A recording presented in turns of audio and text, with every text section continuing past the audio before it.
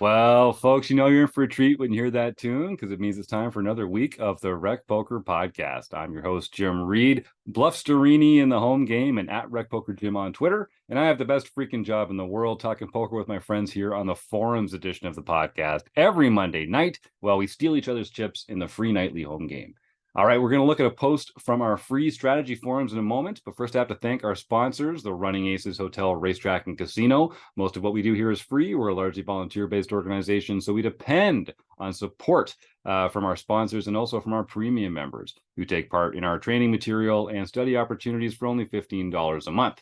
And remember, if you're thinking about taking the plunge out there, you can get your first month for only $5 by using the code RECPOKER at checkout. Here at Rec Poker, we play for fun, but it's more fun when you win. So we study together, we play together, we celebrate together, and it all starts with a free membership at rec.poker, where all it takes to join is an email address and a smile. Now, you get used to hearing my voice on Mondays because they let me host the show, but I am just one man, and it takes a whole group, a crew, a village to make the magic happen here. We call this group of wizards the Wrecking Crew. And if you want to find out more about me or the rest of the Wrecking Crew, you can head over to rec.poker/crew. But you can also just listen up because you're going to meet a few of them right here tonight on the air, starting with our very own producing co-host, Chris Jones.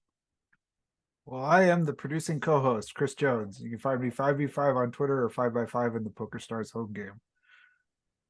And I'm Rob Washam, and you can find me as Rabman50 just about everywhere.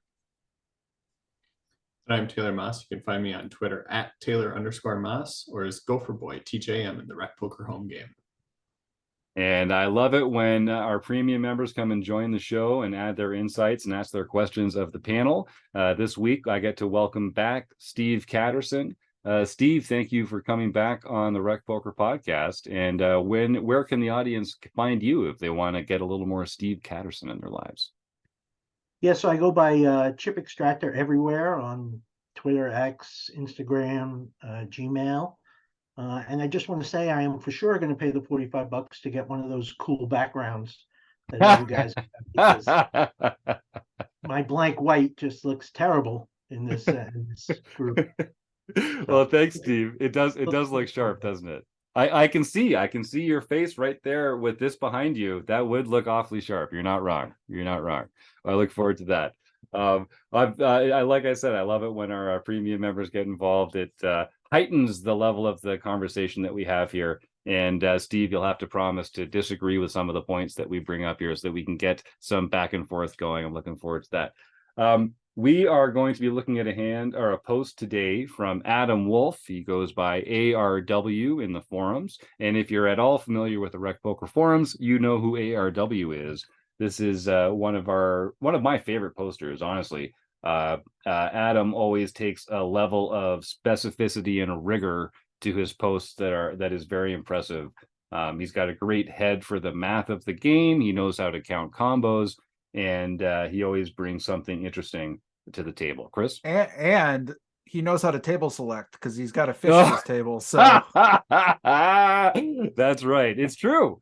Spoiler, this comes from a cash game in Cleveland, Ohio, where Adam found none other than myself sitting across the table from him. So he's put up the bat signals that, oh wait, Jim's playing live poker within a few hours from me. I got to go get there and scoop some of those chips off that goofball in the yellow shirt. So he wasted no time getting up to Cleveland.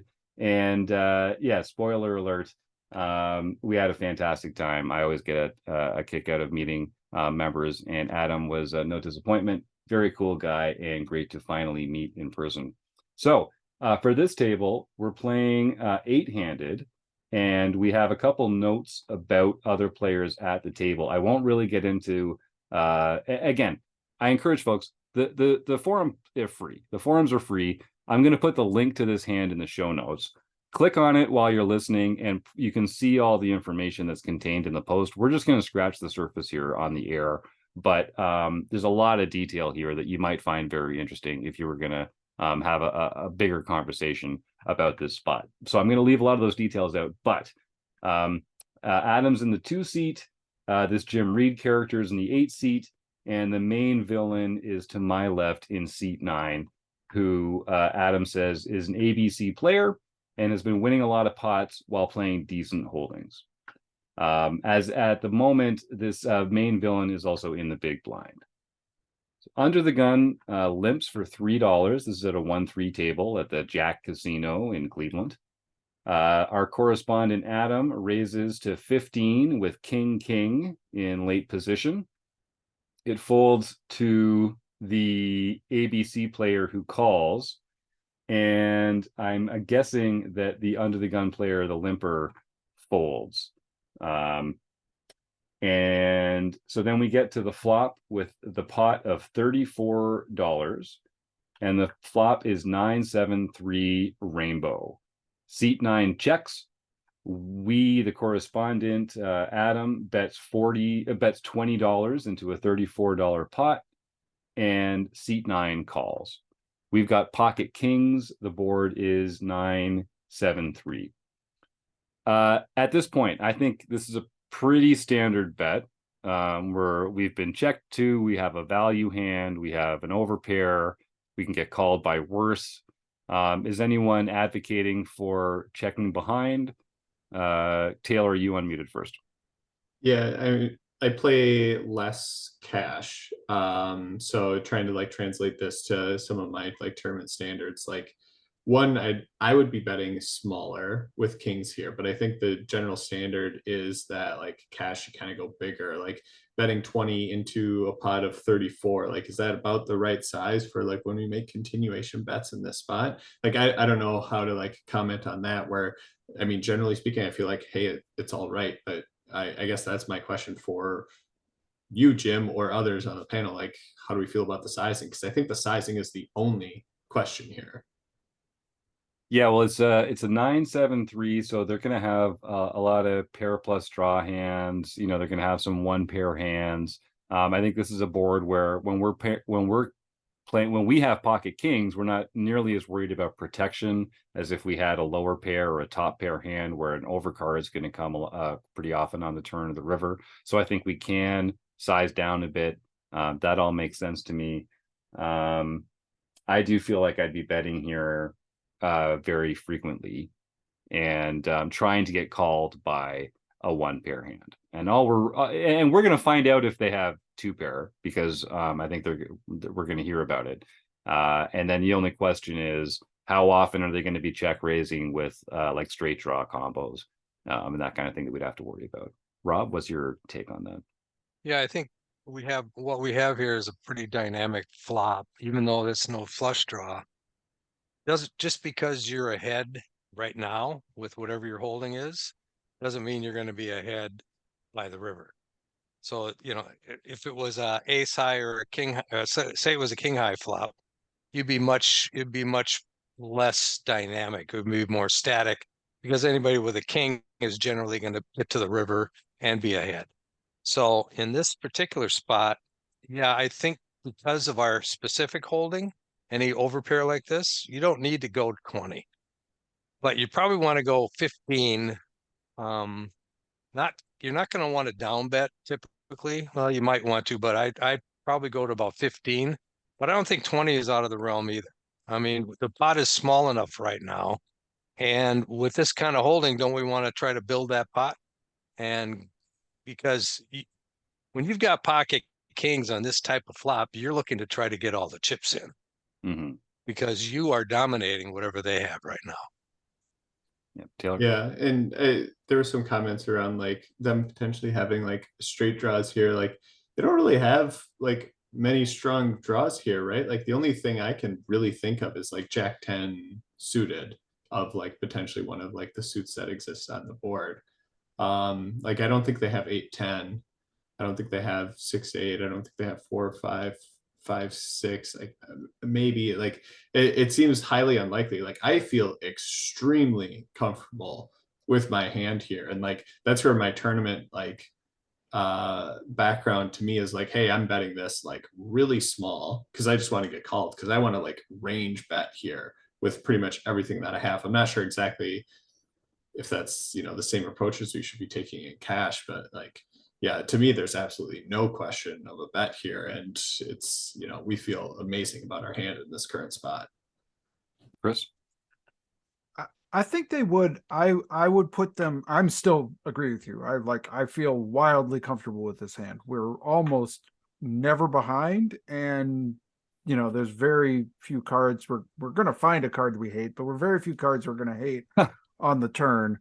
But I do think they can have some straight draw. I think they'll have a lot of the suited combos as a big blind defense. They'll probably have 10-8, probably 6-8.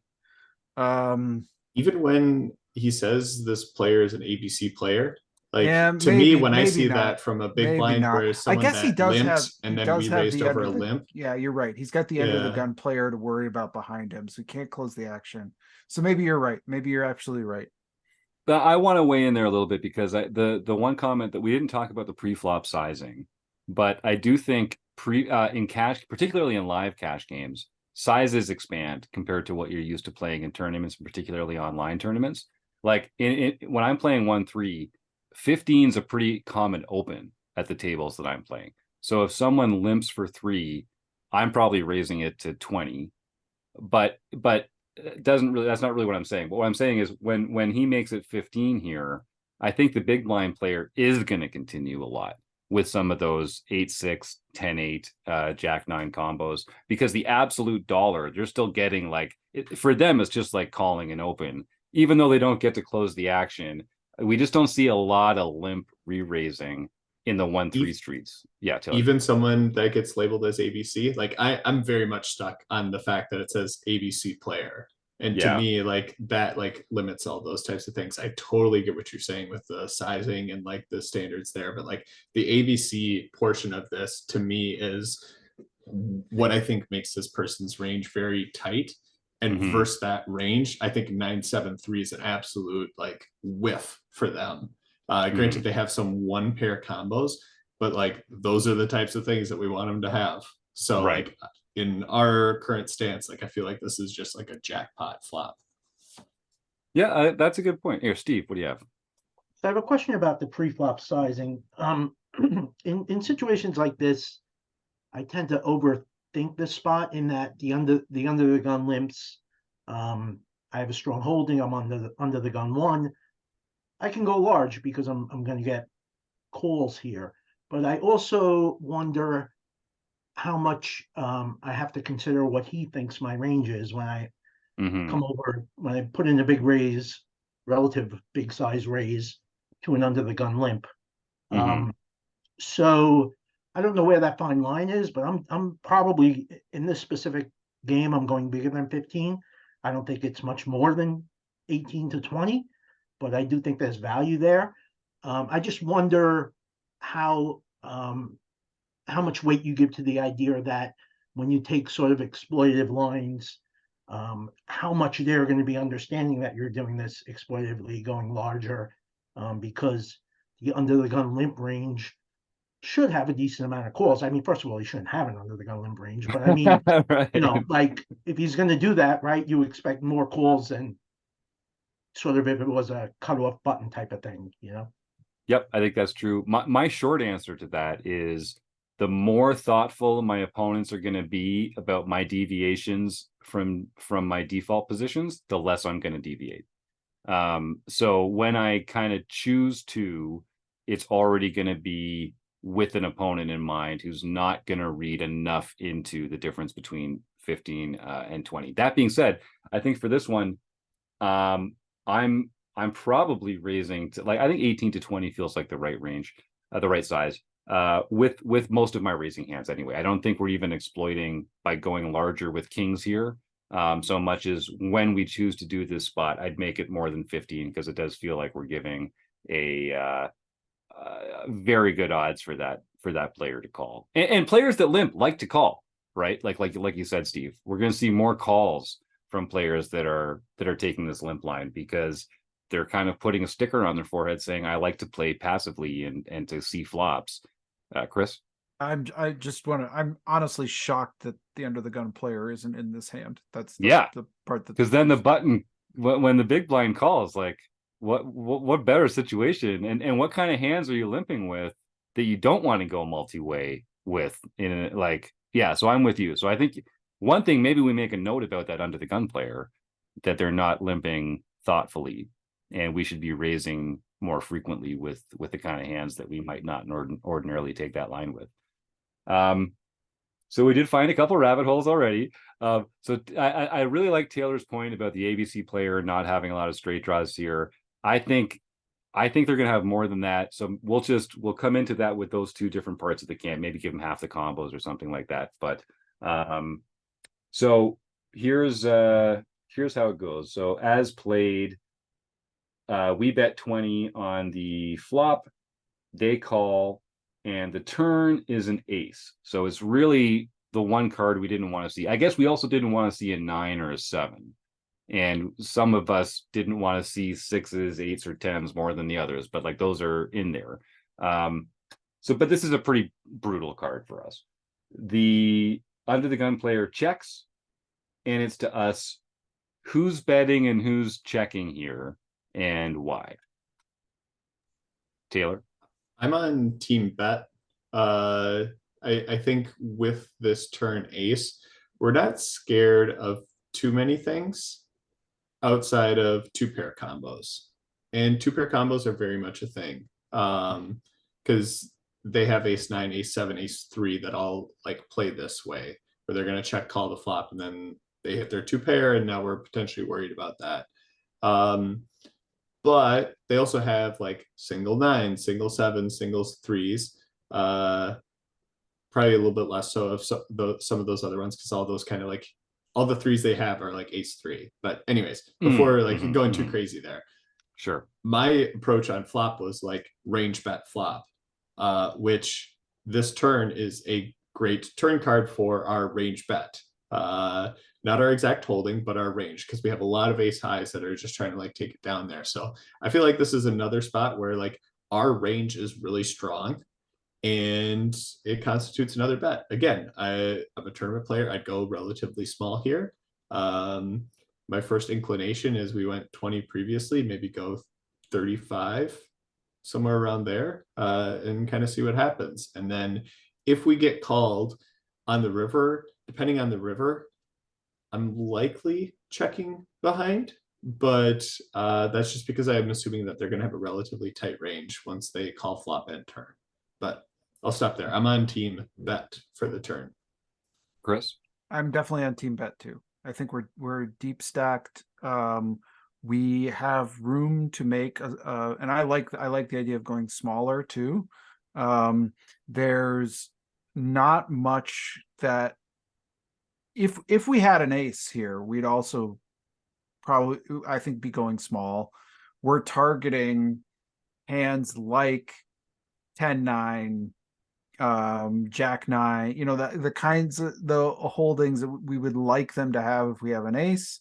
And they're going to have a tough decision here, even to a smaller bet. They might call, but they're gonna not really love it when they get to rivers, because they're not going to know where to go with those kinds of holdings, especially as the hand progresses. The other thing that betting does here is it, there's this tournament player, Sean Winter, who almost always, and he does things a little differently than a lot of but he's a top world-class player. And one of the things I've noticed him do all the time is keep his options open on hands like this, where when we check here, it's really limits ourselves on rivers. And when we bet here with some of the hands like 10s through kings here, it gives us a lot of options on rivers that we wouldn't otherwise have. And I think for that reason, and by the way, I think we can get called by worse when we make a bet here as well. That's another important thing to point out. They don't always have an ace we don't love to see the ace. They can certainly have aces in their range. But and when they raise they can't raise that often. When they do raise us, it's a pretty easy fold too, which is another reason why I like this bet. This is a bet fold to a raise. I think there's a lot of good reasons to bet here. Yeah, and if they were going to be bluff raising, they had a great opportunity to do it on the flop when they had the open, when we, maybe a straight draw or something like that. And those players don't typically then choose to, when the ace comes, to then pull that check raise bluff, because like Taylor's saying, that ace helps our range out a lot. Rob? Well, if you think about it, we made that range bet on the flop. And I think Taylor mentioned this too, that we have all the aces, we have all the ace kings, we Mhm. have the kings.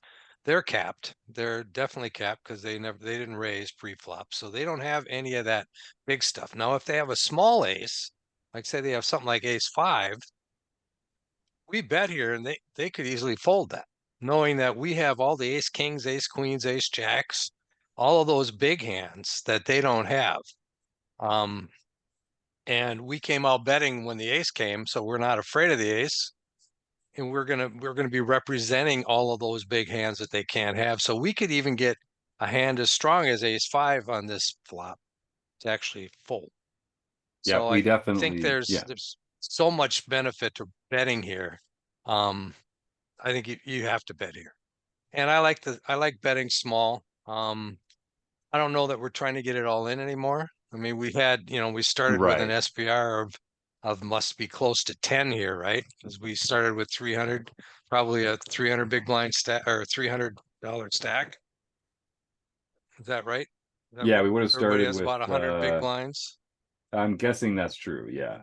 Yeah, he didn't Yeah. say. So He I'm didn't say. guessing that they each had about $300 in their stacks at least. So yeah, um, I don't think we have to try to get it all in anymore, because we could definitely be behind some things, but we Mhm. definitely want to give them the opportunity to fold a better hand. Yep. I like that. Steve? So I have a question about sort of this check back on the turn, and I think everybody agrees that it's a bet and probably a smaller sizing is the best choice. But I wonder if you exploitively check back in spots like this against certain types of opponents. Obviously, the ABC opponent is not someone you're going to do that with, but do you ever exploitively in a cash game check back a spot like this and allow an aggressive opponent to sort of fire the river and then, snap off? Because I find in some of the more aggressive games I play, especially if it's sort of like a semi-private game, that people will fire that river when it's checked back on an ace high turn card. Yeah, I like to refer to that as a value check, where you're checking to induce a bluff.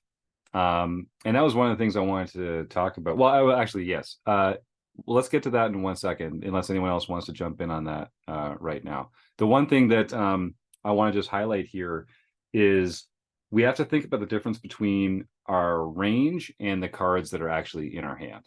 And Taylor brought this up. Like, this ace is very bad for the exact hand that we have, which is pocket kings. But it's actually really, really good for our range.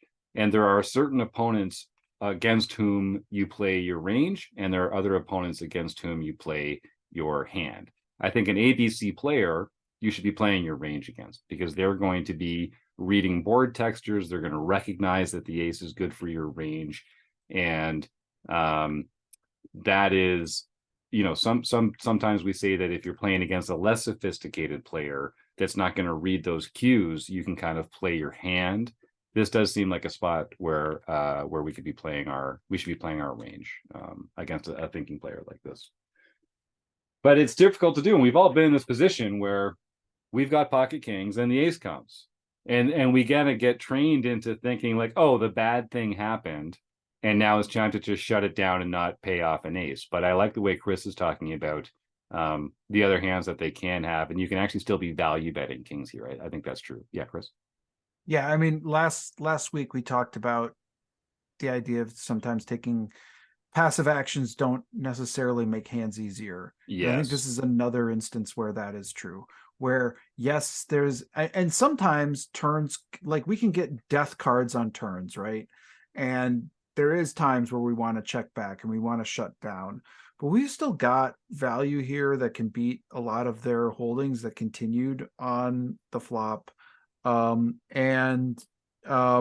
we don't need to just always just shut it down when a bad card comes, because I think we leave ourselves more options, and against a player who, you know, if they're noticing these things, they're going to be able to punish us on rivers if they recognize what has happened here. Like if they just see, okay, we bet and then we shut down, and then after the ace comes, that's, and not much changes on the river.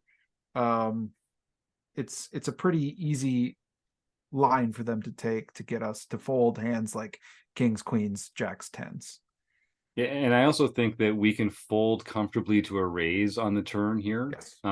We don't have to really worry about, are we getting exploited? Are they doing it with bluffs? Because again, they had that opportunity on the flop and they declined. So usually when you get raised here, it's going to be by a hand that has one pair beat. Taylor, and then Steve. Just to add to that, if we get called on the turn, we have a really easy shutdown on the river. We're in position, so we can decide to check back. It's not a spot where we'd be out of position and be worried about, hey, well, if I check river here, am I going to get bluffed off the hand? No, they're going to be in a spot where they have to decide, do they want to lead? And usually when they do, that's, your indicator that you're no good. And when they check to you, you get to check down and show your pocket kings at showdown, because you do have showdown value there. So rivers are going to be very easy once we make this turn decision too. Steve? I want to just pick your brains for a second about the sizing on the flop that we chose and how that sort of impacts this ace on the turn. We should have, since we sized up, which I don't think we really did, but since we went a little larger than half pot, we should have cleaned up some of those sort of rogue aces on the turn. My question is, not to change this actual hand too much, but if we had made a smaller sizing on the flop, be it half pot or third pot or quarter pot, does that impact how you think about this ace and how it interacts with his range that he carries forward to the turn against a smaller sizing? For me, sorry, Taylor, go ahead. Oh, no, you can. Oh, for me, short answer, yes. Because the smaller our bet, the more of their range that calls it, the wider the range that gets to that next street. And I think those kind of ace high hands would be some of the ones that were affected that would be elastic to the size of the bet. I haven't done the range construction in my mind, but those feel like good candidates for hands that might call a small bet and fold to a larger bet. So it would affect the number of combos of aces that they had when they get to the turn. Taylor? I'll just go back on mute. That's what I was going to say. No, seriously. Like when we bet smaller, we have a wider range, and the wider range is going to include all the aces, which keeps our range strong. If we go bigger, that's really like signifying like over pairs or sets or top pair combos. It doesn't really signify like the ace jack offsuits and the ace tens and stuff like that. So we have a less credible turn bet when we go bigger on the flop. So yes to everything Jim said. Woohoo! Taylor's a smart player, so I like it when he agrees with me.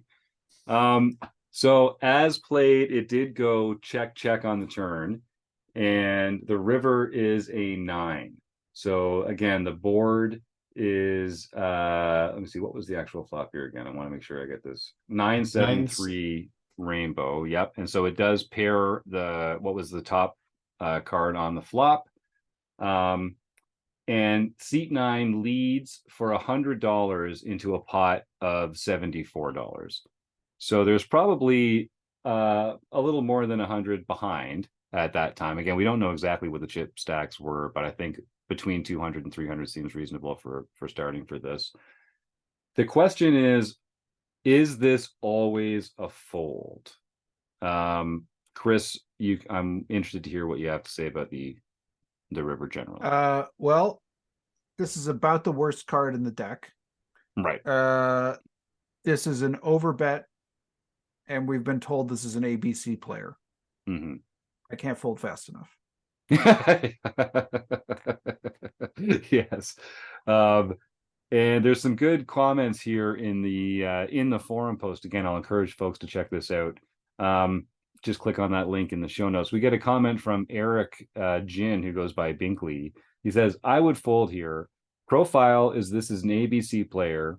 When an ABC player tells me that he has a big hand, I should believe him. Ace X could float the river. There's a lot of 9X in villain's range that gets to the river. Would villain, and this is the point that I really like coming from Eric, would villain play queen, queen, the strongest hand that we beat, this way? My answer is no, and I'm folding, which is a really good thought experiment to be playing there. Rob, what's on your mind? There's a old poker player that always says when they bet on the river, they always have it. Particularly when they lead into you, right, Rob? That's your they Exactly. always have it. Exactly. They always have it. This is a 1-3 game. It's very low level, recreational. When somebody bets big over the pot in this type of game, you're not making very many mistakes by folding. Mhm. Yeah. Taylor? Yeah, I kept track of one of my summers in Vegas, and I was like, how many times when my opponent led into me on the river did they have it? I literally kept track. It was every time they had it. Like, I did it. It was true. The only thing I want to say here that, like, I get it, but I do disagree with is Binkley's comment of, like, would they bet queens here, and trying to use that as like the deciding factor. They've gone polar, and they're going to have high value, and they're going to have bluffs. Queens is never making this bet. It just really isn't. So to me, like, that's not like what we should be thinking about. Is instead it should be, are they ever taking Jack 10 suited and betting this on the river because they sense weakness, and like, this is a scary board for how we've played it in this situation, and would they ever be able to find some of those bluffs? I'm not worried about them either value betting or bluffing with queens. I just don't think that ever like falls into those situations. So I don't want people to kind of take that thought and be like, okay, cool, all my river decisions are easy. Can I beat the next like possible best hand? And if that is true, then I should call her, then I should fold. It's really about their bluffs that they have in this spot, because you're trying to beat bluffs. And to Chris's point, when he said this, it's an overbet, it's an ABC player, and they're leading into us on the river. Like, this is just a very, very low probability of a bluff spot. And then that's making me fold this. Honestly, if I had ace king here, I think we have a tough decision. Like, and then I might even find a fold in this spot, because literally they always have it. Like, what did we define their range as? A lot of nines, Yeah. potential ace high floats. They bet huge here. Like, it's consistent with a 9 for a story. So like, I'm over folding here with even my aces, not ace, but like No, an no, ace but with and your something pair of else. aces. Yeah. Yeah. Steve? Yeah, another example of like the turn decision making our river decision harder. So Mm, it's sort of mm. like we bet turn, and then the 9 falls on the river, or let's say we get called, the 9 falls on the river and we get led into. I mean, you could just light those cards on fire and throw them in Yeah. there. So, but with the check here now, we've sort of opened up at least some ambiguity on what he may be doing, which just makes our decision that much more difficult. So it's hard. It's hard, I think, at times to not focus on sort of this facing $100 bet decision on the river, but you need to maybe back it up a little bit and say, okay, how did I get here? Not what do I do when I'm here? You know, because that'll be better to sort of help you avoid putting yourself in these spots. Yeah, that's the one last point that I was going to raise here, which is when we do check back the turn, we do weaken our range. That does kind of induce some bluffs from some opponents. Even if they would have declined to take those bluff spots earlier in the hand, now that we've kind of told them that we don't have an ace, or that we don't even want to play a big pot when an ace comes on the board, that really does cap our range. So they have new information. And even though I was discounting this player bluffing on the turn because they didn't bluff on the flop, when we do check back, that does open the door for some of those bluffs that might not, it's the river. So there are no more semi bluffs, but they're going to have some hands in their range that they could turn into a bluff there. We're not going to know which ones they are. So the real question is this the kind of player that's going to go pulling for some less obvious bluff candidates on the river? ABC players don't tend to be those kind of players, which would predispose me to a fold as well. But we did make our lives a little trickier and harder by not betting the turn. Steve, do you have one more thought there? Yeah, just one last question. Does $100 sizing on the river give you pause? Or do you think that just his range is just so incentivized to go polar like that it doesn't, in other words, he's just doing the right thing? Or does $100 sizing give you pause?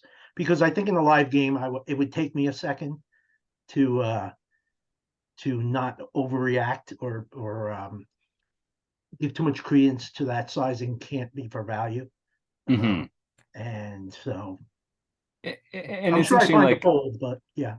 No, but that's a good point, because also that seems like if they did have a 9, that would be the kind of sizing I'd use to target an ace. But we've told them we don't have an ace. So if it's a value bet, what is the target? Chris? Yeah, and I guess it depends how we're I mean, I think there's different kinds of ABC players, but I do think there is an ABC player that sits there that is not really cognizant of much beyond reacting to that 2 cards in front of them and betting according to the value of the 2 cards in front of them. So I have not seen very much from you. I now have trip 9s. I would like to get paid as much as humanly possible for my trip 9s. Is, I think, how there are some players who would approach this spot, not thinking like, "Whoa, what's going to call me in this situation?" That's sort of like another layer beyond. Now, there are players, I think, where this kind of sizing, where I would just be like, "Come on," like there are spots here where I think I could, against certain players, where I would find a call with kings, but not as described here at all, ever. Yeah.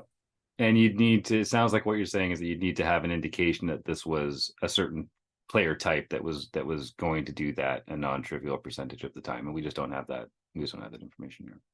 All right. Well, a fantastic post from Adam. Thank you so much, Adam. Not only for your company on my recent trip to Pittsburgh and Cleveland, but also for all these fantastic posts in the free Rec Poker forums. I'd encourage our listeners to go check them out. All it takes is an email address and a smile. I've really enjoyed this conversation. I love when we have premium members come and join the show. And I want to reinforce to our listeners, a lot of our Wrecking Crew members offer coaching with our members. If you go to rec.poker/coaching, you can take a look at all the different Wrecking Crew members that like to work one-on-one or in a group with our members. And just like you can see from the conversation tonight, there's a lot of different ways to approach these problems, a lot of different ways to talk about poker, a lot of different ways to learn, a lot of different ways to teach. So go to rec.poker/coaching and peruse all the smiling faces there. And I think you'll find someone that speaks your language, someone that can help you think about poker a little better. And I'll just say, I wish I'd done it earlier. I don't know about the rest of the panel, but I learned poker in a silo, reading books and watching videos and listening to podcasts. I didn't get help. I didn't share my thoughts with a lot of people. I was kind of private and loner about it.